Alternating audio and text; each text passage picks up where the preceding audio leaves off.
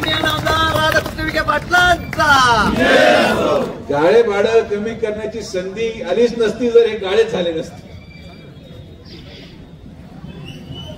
आणि खरंच हे बाबांचा आशीर्वाद आहे साहेबांना. आणि मी तुम्हाला लिहून देतो की महाराष्ट्रामधला अनेक नेते आहेत, प्रत्येकामध्ये वेगळे वेगळे कौशल्य असू शकतं, प्रत्येकामध्ये वेगळं वेगळं गुण असू शकतो, पण पैशाचा मोह त्यागणारा गुण हा फक्त आणि फक्त नामदार राधाकृष्ण विखे पाटील साहेबांना.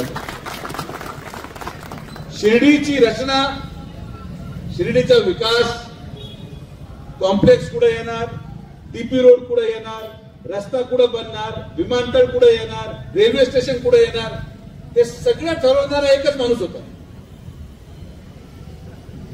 रेल्वे स्टेशनही साहेबांनीच आणलं, विमानतळही साहेबांनीच आणलं, असाही कॉम्प्लेक्सचं निर्माण साहेबांनीच केलं, संस्थांच्या माध्यमातून सगळे टीपी रोड विकसित साहेबांनीच केले, सगळे आरक्षण साहेबांनीच उठवले.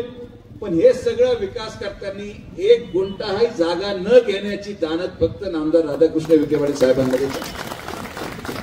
आणि हे आम्हाला लाभलेलं पुण्य आहे जे साईबाबांनी आजपर्यंत 40 वर्ष प्रत्येक संकटामधून आमच्या परिवाराला बाहेर काढण्याचं काम साईबाबांच्या आशीर्वादाने झालं. आणि म्हणून आम्ही निर्णय घेतला की हे पाप आपण करायचंच नाही.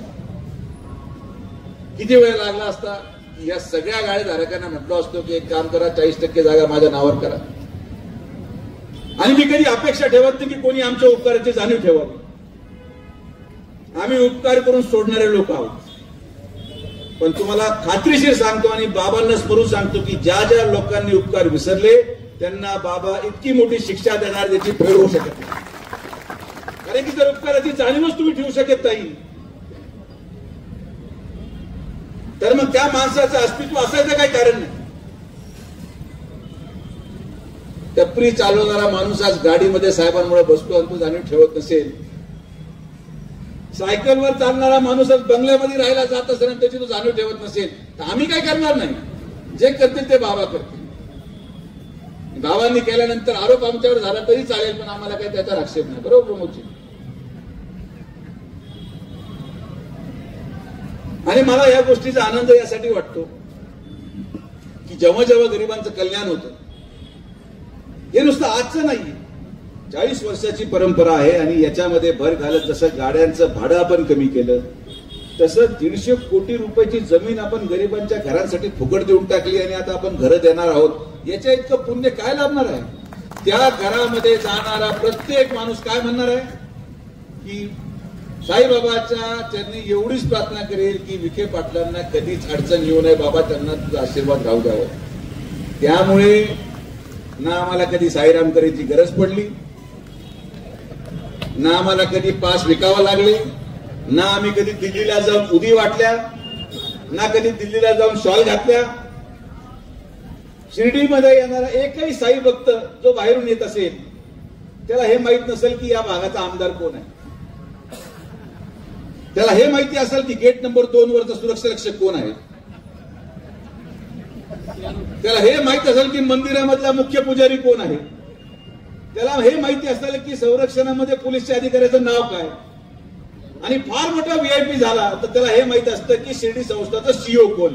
पण कोणालाच माहित नाही की शिर्डीचा आमदार कोण. कारण की आम्ही ते पापामध्ये कधी गेलोच नाही. निवांत लोणीमध्ये राहिलो, 40 वर्ष काढले. कधीही शिर्डीमध्ये 2 गुंठा जागा घेऊन आपल्या परिवारातला नगराध्यक्ष करू शकलो असतो. आणि आजही सांगतो की आजही परिवाराचा माणूस उभा केला तर समोरच्या प्रत्येक व्यक्तीचं डिपॉझिट जप्त झाल्याशिवाय राहणार नाही. शिर्डीची वाटते. पण आपण या सत्तेच्या मोहामध्ये आमच्या घरात सगळं नको, कार्यकर्ते मोठे झाले पाहिजे. अनेक लोक नगराध्यक्ष झाले, नगराध्यक्ष होऊन त्यांनी शिर्डीचा विकास केला. अनेक लोकांनी नगराध्यक्ष पदाचं पद भूषवलं, चांगलं काम केलं. आपण कधीही कोणाला कुठल्याही प्रक्रियेसाठी थांबवलं नाही. कारण की जीवनाचा सार्थ हेच आहे की आपण देत गेलं पाहिजे. बाबांनी एवढं दिलंय. कोणत्या माणसाला लाभ मिळतो? 40 वर्षाच्या आमदारकीमध्ये 35 वर्ष आमच्या घरातून लाल दिवा जात नाही. हे कसलं प्रतीक आहे? कसलं प्रतीक आहे? सरकार नसतं तर विरोधी पक्ष नेतं दिवा आपल्याकडे. दोन्ही सरकार गेल्यानंतर जिल्हा परिषद अध्यक्षपदाचा दिवा आपल्याकडे. म्हणजे एक असा परिवार आहे जो या महाराष्ट्राच्या राजकारणामध्ये क्वचित बोटावर मोजणे इतके महिने असतील जेव्हा आमच्या घरावर दिवा नव्हता. लोक आरोप करतील, लोक स्वार्थी म्हणतील, लोक विश्लेषण करतील. जिल्ह्याच्या बाहेरचे पत्रकार बांधव या विश्लेषणामध्ये आहेत की पक्ष बदलणं महत्वाचं नाहीये. कुठलंही चिन्ह घेतलं तरी सातत्याने 70,000चं मताधिक्य टिकून धरणं याला कौशल्य म्हणतात. आणि आज आदरणीय प्रधानमंत्री नरेंद्र मोदींच्या नेतृत्वाखाली, राज्याचे मुख्यमंत्री देवेंद्र फडणवीस साहेबांच्या नेतृत्वाखाली महायुतीचं सरकार आणि या सगळ्या मानवांनी आम्हाला दिलेली संधी आणि या संधीचं सोनं आपण करून दाखवलं. फडणवीस साहेबांनी विश्वास दाखवला, महसूल मंत्रीपद दिलं आणि या महसूल मंत्रीपदाचा काय फायदा केला? 20 एकर शिर्डीच्या थीम पार्कसाठी देऊन टाकली, 40 कोटी रुपये थीम पार्कसाठी आणले, 25 एकर गरिबांच्या घरासाठी दिली. आयुष्य घातलं असताना तर या जमिनी मिळाल्या नसत्या. 500 एकर एमआयडीसीला देऊन टाकली. एकाही ठिकाणी आमची जमीन नाही.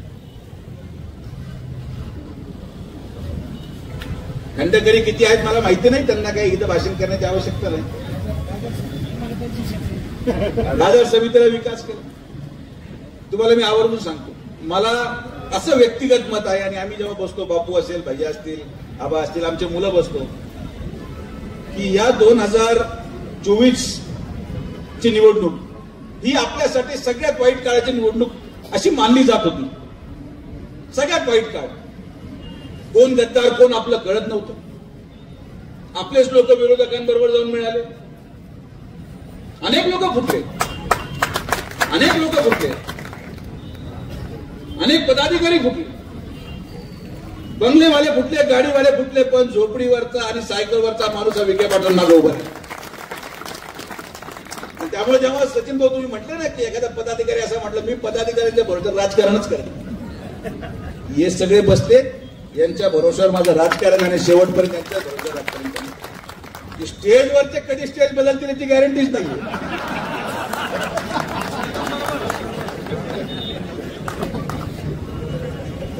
मी स्टेज बदलताना पाहिले तरी स्टेजच्या मागचे बोर्ड बदलताना पाहिले, स्टेजवरचे फोटो बदललेले पाहिलेच. पण एक माणूस बदलत नाही, तो या भागातला गरीब माणूस. कारण की त्याला माहिती आहे की जर मी चुकीचं बटन दाबलं तर उद्या माझा मुलगा कुठं जाईल याचा खानपत्ता लागणार नाही. जर मला माझ्या मुलीला सुरक्षित ठेवायचं असेल, जर मला माझ्या मुलाला उद्या रोजगार करताना पाहायचा असेल, तर मला माझा व्यवसाय करत असताना खंडणी द्यायची नसेल, तर याचं उत्तर फक्त आणि फक्त विखे पाटीलच आहे. दुसरं याला उत्तर नाही. जो माणूस निस्वार्थ भावनेने काम करतो, जो माणूस सगळ्या त्यागातून मोठं होऊन गोरगरिबांची जाण ठेवतो, असं नेतृत्व मिळाल्यानंतर मी तुम्हाला फार पाठीमागे घेऊन जायची गरज नाही. 2009 ची निवडणूक होती. पडता पडता आपण वाचलो 11,000 मतांनी निवडून आलो. जर त्या दिवशी तुमच्याकडून चूक झाली असती, मी तुम्हाला दोष देत नाही, परिस्थिती तशी होती, संपर्क नव्हता, मंत्री झाल्यावर संपर्क राहिला नाही, लोकांना मी दोष देत नाही. पण यदा कदाचित तेव्हा 1% जरी चूक झाली असती ना, तर आज तुम्ही शिर्डीमध्ये मोकळे फिरू शकले नसते. हे गांभीर्याने विचार केला पाहिजे.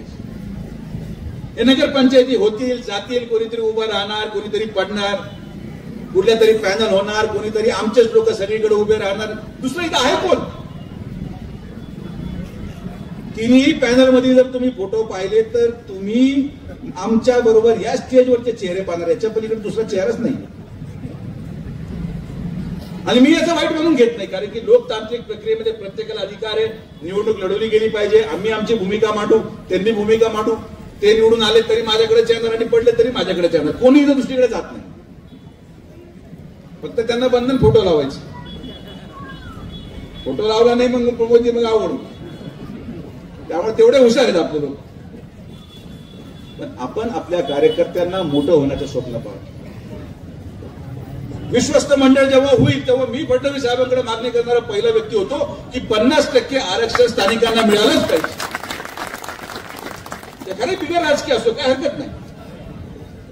बाबांची सेवा फक्त नगरसेवकांनी केली नाही, बाबांची सेवा फक्त नगराध्यक्षांनी केली नाही. कित्येक परिवार गेल्या 50 वर्षापासून बाबांच्या सेवेमध्ये आपलं परिवाराचा त्याग करत बाबांच्या कुठल्याही राजकीय पार्श्वभूमीवर सेवा करतात. त्यांचा विचार केला पाहिजे.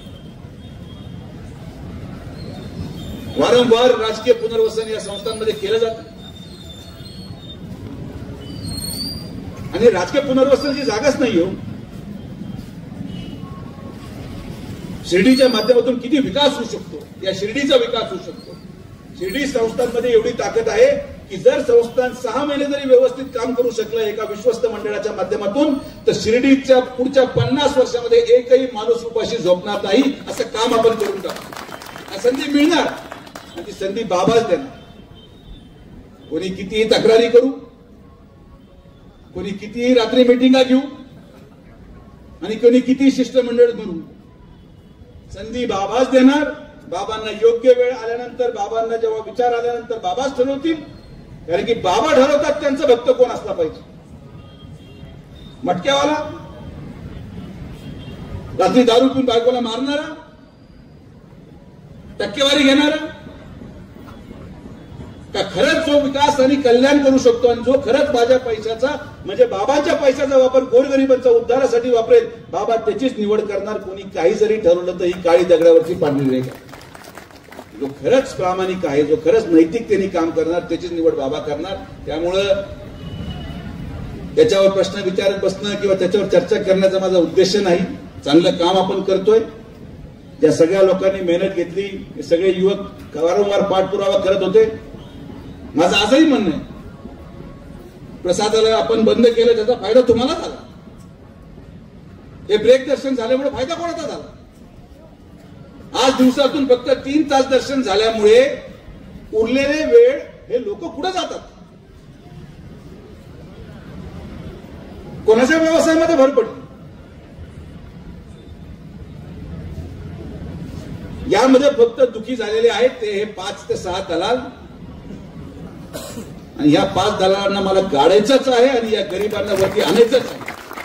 1000 लोकांचा प्रपंच चालवण्यासाठी 5 दलाल कधीही लाभ करू शकतो. कोणीही घरी बसून फोन लावतो, याचं दर्शन करून द्या, मोगलाई माजून गेली, काही शिस्त राहिली नाही. कोणीतरी व्यक्तिगत स्वार्थासाठी गेट नंबर 3चं 5चं दुकान 1 नंबरवर टाकलं. कोणाचं काय मनमानी चालू आहे, कोणाला जे वाटतं तो निर्णय घेतो. पण पुढच्या 1 महिन्यामध्ये गेट नंबर 3 या साई कॉम्प्लेक्सचा पूर्णपणे खुला करून मी देणारा शब्द तुम्हाला. आणि नाही केला तर आपण इथंच बसू उपोषणाला, काय होत नाही. इथंच मंडप टाकू, मंडप तर ऑलरेडी रेडीमेड आहे, तिथंच बसू. भजन कीर्तन आणि मंडळी मांडू, चला. जोपर्यंत पूर्ण गेट उघडत नाही आपण संयमाची भूमिका घेतो. आणि मी संस्थांना वारंवार म्हटलो की जेवढे साई भक्त महत्वाचे तेवढे शिर्डी ग्रामस्थ महत्वाचे. अरे शिर्डी ग्रामस्थच राहिले नाही तर भक्त घेऊन करणार काय? ही शिर्डी आम्ही जपलेली आहे. हे शिर्डीचा एकोप आम्ही जपलेला आहे. इथं गुंड प्रवृत्तीच्या लोकांना ठेचण्यासाठी शिर्डीचे सर्व ग्रामस्थ जबाबदार आहेत. ते लोक काम करतात, विकास करतात आणि म्हणून शिर्डी भक्तांसाठी येण्यासाठी योग्य झालेली आहे. जर शिर्डी आहे तर याच्यामधलं सगळ्यात मोठं कारण हे शिर्डीचा प्रत्येक नागरिक आहे. म्हणून शिर्डी आज अशी दिसते. एकटं विखे पाटलांचं काम नाही, एकटं कैलास कोटेचं काम नाही. शिर्डीमधला प्रत्येक माणूस, मग तो मराठा असो, तो ओबीसी असो, तो मुसलमान असो, तो हिंदू असो, तो एससी असो, तो आदिवासी असो, प्रत्येकाने हे संयम धरलं की आपल्याला बाबांच्या दारामध्ये पाप होता कामा नये. हे सगळ्यांनी संयुक्तिक केलं. आणि मी तुम्हाला सांगतो, मला खरंच आभार मानायचे दिघे साहेबांचे की जे एमएसएफचं आपण काम केलं. एमएसएफची गाडी रोज मी तुम्हाला व्हिडिओ टाकणार आहे, मीडियावाल्यांना पण शेअर करणार आहे. एमएसएफ वाले रोज कमीत कमी 5 किलो गांजा पकडतात. 5 किलो गांजा कुठून येत आहे? आणि मला यांचे मतदान पण नको. हे गांजेडी, नशेडी, मटकेवाले तुमचं मतदान गेलं खड्ड्यात. मला तुमचं मतदान नको. मी सुशिक्षित आणि समृद्ध लोकांच्या मतावर निवडून येऊ शकतो. मी सभ्य लोकांच्या मतावर निवडून येऊ शकतो. मला गुन्हेगारांचं मतदान नको. कमी झालं तरी फरक पडत नाही, पण मतासाठी लाचार न होण्याचा निर्णय आम्ही घेतला. ज्या दिवशी तिथं शेजवळ्यांचा मर्डर झाला, कवडेंचा मर्डर झाला, घोडेंचा मर्डर झाला, त्या दिवशी हा निर्णय घेतला की आता मतासाठी लाचारी नाही, येतो इस पार नाही तो उस पार, आणि शिर्डीकरांना परत कधीही घाबरावं लागणार नाही. काय बातम्या येतात किंवा काय सोशल मीडियावर व्हायरल पडतो किंवा कोणी काय फटाकडे फोडले सगळं मला माहिती. आता तुम्ही फटाकडे फोडलेत ना परवा तेरवा, तर आता कुठं फटाकडे फोडतं हे पण बघा. हा तमाशेदा चालणार नाही. जुन्या काळात जे तमाशे झाले ते झाले, ते होऊन गेले. आता हे सगळे तमाशा बंद करा. कुठल्याही प्रकारे कोणीही व्यक्ती गुन्हेगाराची पाठराखण करत असेल, कोणीही व्यक्ती गुन्हेगाराला पाठिंबा देत असेल, तर तुमचा सगळ्यात मोठा शत्रू तुमच्या समोर उभा आहे. आणि मी अक्षरशः हायगाय करणार नाही. ज्याला माझी ओळख पटते त्याला माहिती मी काय चीज आहे. मी कधी गुंडाळून टाकायला समजणार सुद्धा नाही. त्यामुळे कृपया करून तुम्ही कोणत्या पक्षाला मतदान टाका, माझं हरकत नाही. तुम्ही भाजपमध्ये या, तुम्ही काँग्रेसमध्ये जा, तुम्ही राष्ट्रवादीमध्ये जा, तुम्ही सेनेमध्ये जा, कुठेही जा. आणि तुम्हाला एक गोष्ट लक्षात सांगतो की हे जे मी वाईटपणा घेतो हे सगळे गुन्हेगारांविरोधात मी बोलतो. गुन्हेगाराला कोणी ओळख नसते. तो वार करताना सुजय विखे पाहणार नाही, कैलास कोते पाहणार नाही, अभय शेळके पाहणार नाही, सुजित गोंदकर पाहणार नाही, विकास गोंदकर पाहणार नाही, सचिन शिंदे पाहणार नाही, नितीन शेजवळ पाहणार नाही. गुन्हेगार ना जात पाहतो ना धर्म पाहतो, पण तरी सुद्धा यांच्याशी लढा करायला मी उभा आहे. ज्याच्यामध्ये जो दम आहे तो करा. मी शिर्डीची खाण पुढच्या 6 महिन्यामध्ये पूर्णपणे साफ केल्याशिवाय थांबणार नाही. ही भूमिका आपण घेतलेली आहे. आणि म्हणून माझी शेवटची विनंती शिर्डी नागरिकांना की आपण एक सह्याची मोहीम राबवू. शिर्डीचं जर गाळे भाडे कमी केले पाहिजे, छत्रपती कॉम्प्लेक्सचे गाळे भाडे कमी झाले पाहिजे, साई कॉम्प्लेक्सचे गाळे भाडे अजून कमी झाले पाहिजेत. इतर ज्या ठिकाणी आपल्या सरकारी जागा आहेत त्याचे भाडे कमी जायचे असेल तर रेडी रेकनर रेट आपल्याला कमी करावं लागेल. मी मागच्या वर्षी प्रस्ताव आणला होता तेव्हा सगळे घाबरले. लोक म्हटले की आमच्या जमिनीचा भाव कमी होईल. अरे कोण घेऊन राहिलं? फक्त झोपेत मला बरं वाटतं मी 1 कोटीचा मालक आहे, घरी खायला माग. आणि तुमचं स्वप्न 1 कोटीचं पूर्ण करण्यासाठी गरीब माणूस या रेडी रेकनरच्या मूल्यांकनामध्ये 40-40 हजार भाडं देऊ राहिला. कुठला नाही. आपण सहीची मोहीम राबवू. प्रत्येक घरी पॅम्फलेट येईल, बारकोड स्कॅन करा, हो का नाही टाईप करा. जिथं शिर्डी रेडी रेकनर रेट कमी करायचं का नाही, शिर्डी हो म्हटली तर आत्ताचा रेडी रेकनर रेट 50% कमी आणू, तुमचं भाडं 50% कमी शब्द तुम्हाला. आणि हे सगळं काम करत असताना मला आनंद या गोष्टीचा वाटतो की आमची दखल लोक घेतात. मी कधी म्हणतो नाही मला सत्कार करा म्हणून. मी कधीच म्हणलो नाही मला सत्कार करा, मला हार घाला, माझी मिरवणूक काढू. विकासचा फोन आला, दादा मला तुमचा सत्कार घ्यायचा आहे आणि मोठा घ्यायचा. म्हटलं घेऊन टाक. मी तुम्हाला सांगतो की आम्हाला कधी कुठली भूक नाही. मला इतके लोक जेवणाचं निमंत्रण देतात, 500ची वेटिंग लिस्ट आहे.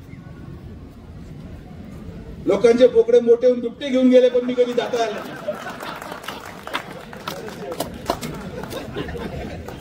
मला वेळच मिळाला नाही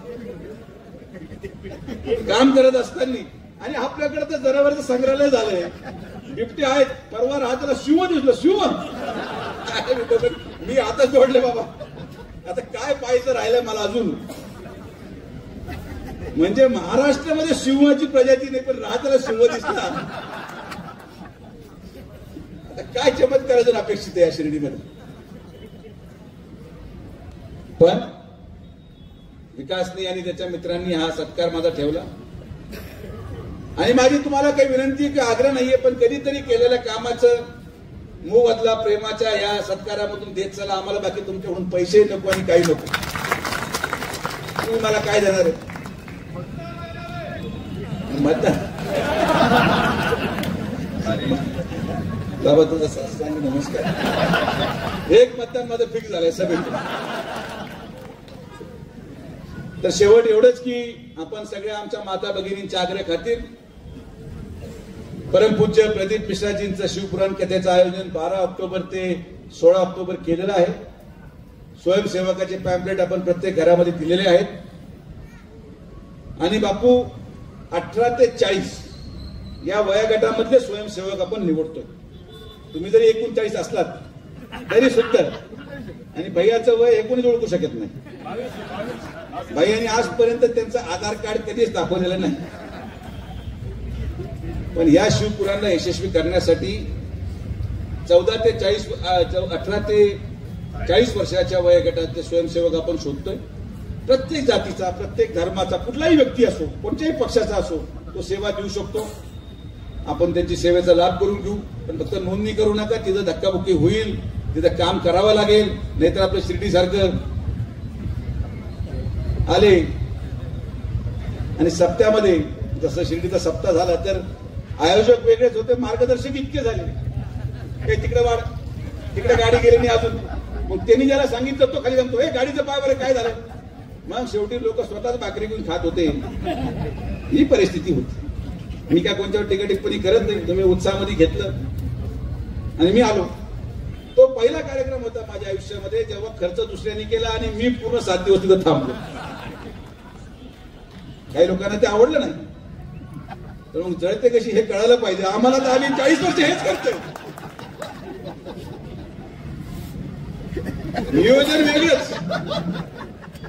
नियोजन वेगळंच आणि मी 7 दिवस फक्त जर उभं राहायचो. बाकी कोणालाच कोणी विचारांना. सगळे माझ्याबरोबरच फोटो काढत होते. मीही बसलो जेवायला. म्हटलं आता हे सिद्धच होते की जनता कोणाबरोबर आहे. तर धार्मिक कार्यक्रम घेताना राजकीय मानसिकतेत घेऊ नका.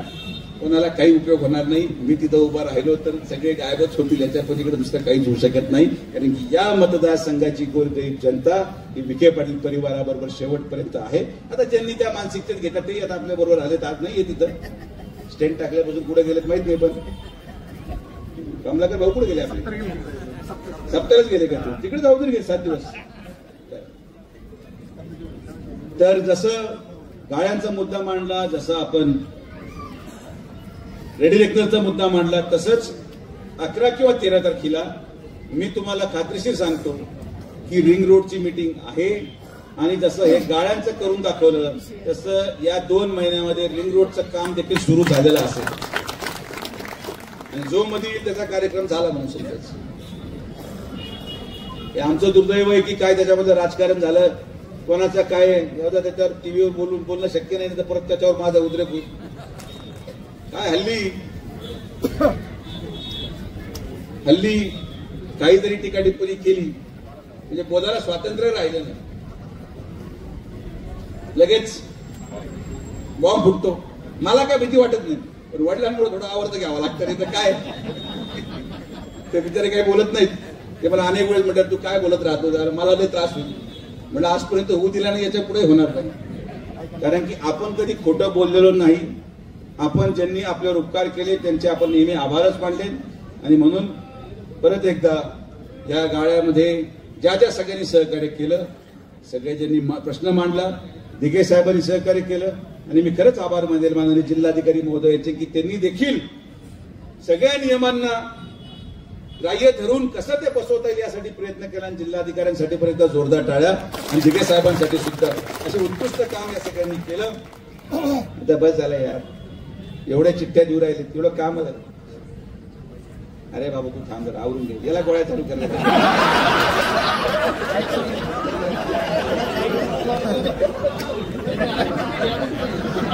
याला खरंच गोळ्या द्यावा लागणार. हा रात्री झोपतो का नाही मला प्रश्न पडतो. अरे बाबा तू मला मान्य आहे, अध्यक्ष आहे, पण आपण हळूहळू प्रक्रिया करू. पक्षाचा कार्यक्रम नाही हा राजा.